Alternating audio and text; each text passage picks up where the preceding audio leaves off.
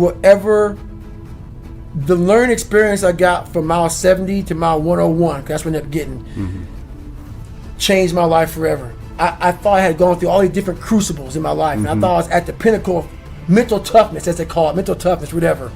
You know, mental toughness is a lifestyle. Yeah. It's not a class. So I was here, and I thought, man, I'm way up here mental toughness wise. My mindset's great. Mile 70, I sat down in this chair, and my nutrition was so bad. My plan was so messed up. I sat down, and I literally had to go to the bathroom so bad. I hadn't gone to the bathroom in 12 hours. And that Ritz cracker was basically a Ritz cracker ball, because you know, without the proper water and I mean, I was just jacked up. So I sat there, and my ex-wife used to be, I don't know if she's or not, I don't know what she's doing now, but she was a nurse, and I was in bad shape. But I hadn't really gone to the bathroom that bad yet, not like I did afterwards. But the thing was, I couldn't get up. My mind was all messed up. But one thing I realized that we get so anxious, and in that 1 or 2 or 3 seconds, called the 1 second decision, you seize up, but you flood the compartment, which is your brain, of all this shit. The what ifs, oh my God, you spaz out, and then you quit, and then once you quit, you regret it.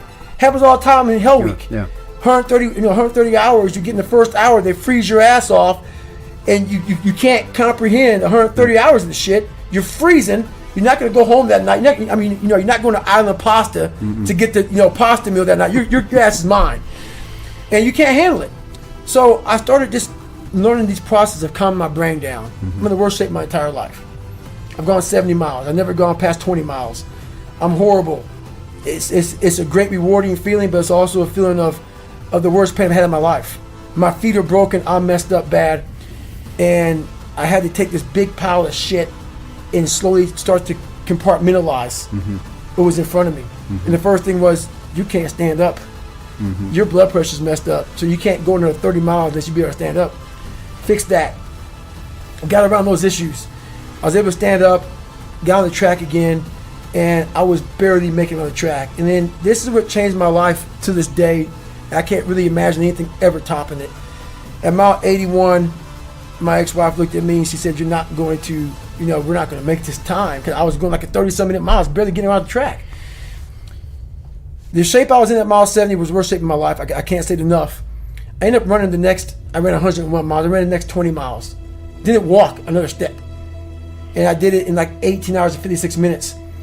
And what I believe happened to me is when my mind, body, spirit, everything, for the first time, and it's never happened again since that time, everything really connected. When my mind knew he's not going to quit this race. Non-negotiable. I gave myself no way out. My mind said, we have to find more.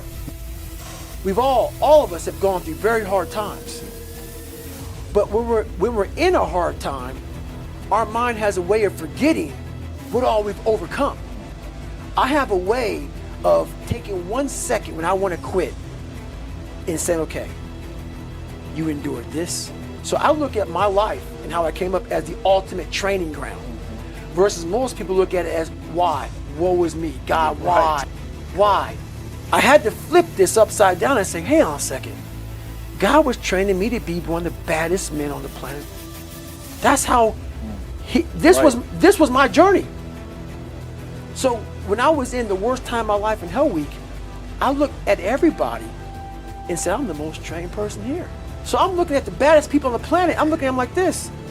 You guys can't hold a stick. So I started looking at verses like, I don't belong here, versus like, I might be the baddest person to ever come here. Who could have pulled this off?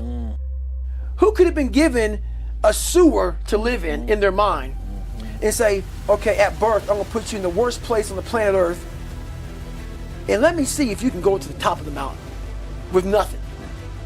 But just hard work, grit, and figuring it out, and not putting yourself back in the dungeon every time something got hard. So that's what became my daily voice was, you really are the baddest person on the planet. And after a period of time, you start to believe that. And so that's what happened to the first Hell Week, the second Hell Week, the third Hell Week. That became my new norm. So what most people fear, I can never go through one. I don't want to go through two. Even SEALs will tell you that. That Navy, so I did 18 months in Navy SEAL training. only supposed to be 6 months long. It became my new norm. And that's what people don't do enough of. You're always looking for a new norm. And that's how my mind started saying, getting beat, suffering, broken legs, this is my new norm. And my mind started changing with the reality of who I want to be. Everywhere we look, we have negativity and impending doom being thrust upon us and put into our lives.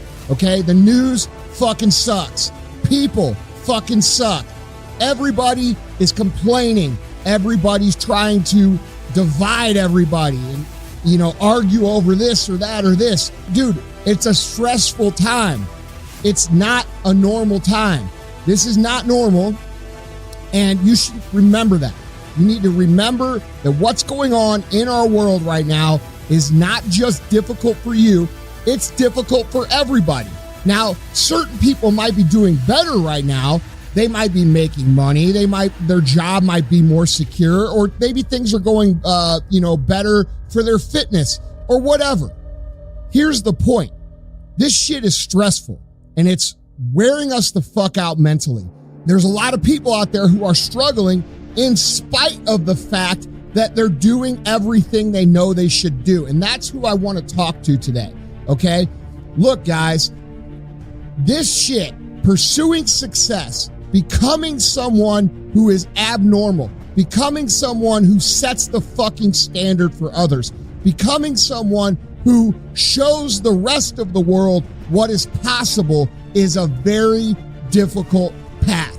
You are going to have people shit on you. You are going to have unexpected circumstances arise. You are going to have the government fucking shut the country down. You are going to have all these things that you never fucking counted on come and smack you in the face over and over and over again. This is just part of being on that path. But here's what I want to point out to you all. Every single one of you who is struggling right now, you need to understand this. What you're going through right now is necessary. What do you mean it's necessary? It's necessary because what's happening right now is you are forging the fucking skills. You are forging the determination. You are forging the grit. You are forging the fortitude. You are forging all the fucking things that nobody else is gaining because they're sitting on their hands and you're willing to push through. This fire you're feeling, this pressure you're feeling, this frustration you're feeling, this is what is going to make you into the weapon that you are going to become that will then build the life that you are out to build. I need you to understand this. I call it the gauntlet, okay?